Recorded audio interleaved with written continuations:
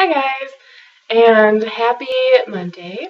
It is a very, very rainy, dreary Monday here where I am, but so sorry that the lighting is a little terrible. But I have a couple updates for you guys, and I just thought I would come on and tell you them quick before, as soon as I could. So, I got my Counsyl family planning genetic screen back, and if you don't remember what that is, I will link Counsyl's website below. And that's basically where they looked at my genes and specifically looked for 105 different genetic diseases, and some of those, not all of them, but some of them could have contributed to my miscarriages or caused my miscarriages. So, I came back totally negative. So I have none of them.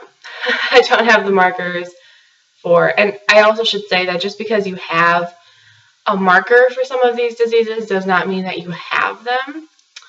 It just means that you're a carrier. But for example, like if I had the marker, it could mean that, and Tim had the marker, it could mean that our children were having these diseases, but I didn't have any of them. So that's good news. It's one of those where you just kind of go, yay. Like, it's hard to really feel super excited because it's another no, but at the same time, all of these, if any of the ones, she was looking for two in particular, and if I did have either of those, we would probably end up having to do IVF with PGD testing. So that's good, because it doesn't mean IVF is off the table or that that's not the best option, but it does mean that our chances that IVF isn't the first choice right now. So that's good. But it's also a little bit like, it's definitely bittersweet because part of me just wishes that we would find an answer and then I would know, or I would, even if I don't know, I would at least have kind of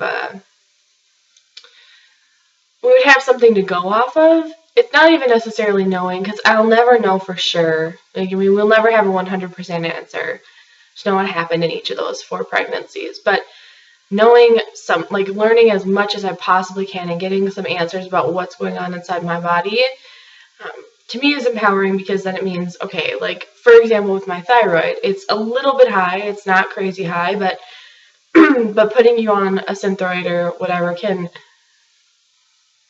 bring it down into a range that we're more comfortable with. So it's not like it's like a massive step. It's not like it's IVF or an IUI or something, but it's giving some of the control back to us and letting us get a little bit of a head start on miscarriages. So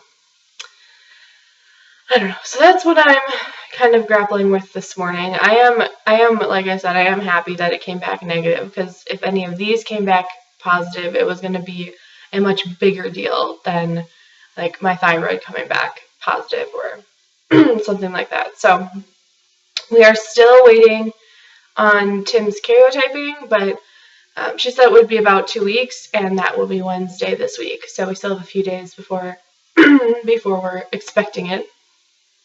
And of course, it could be late, and like we found out with mine, they could have it for 3 days before they tell us. So I'm going to try not to be too antsy. She really didn't think that it was going to come back with anything, but she said it was better just to check it and know, which I agree with. So yeah, that's all I know as far as that stuff goes. As far as my current cycle, like I said before, we are not currently trying this cycle. Our RE, that's hard to say, told us she would like us to wait until we got all the results back.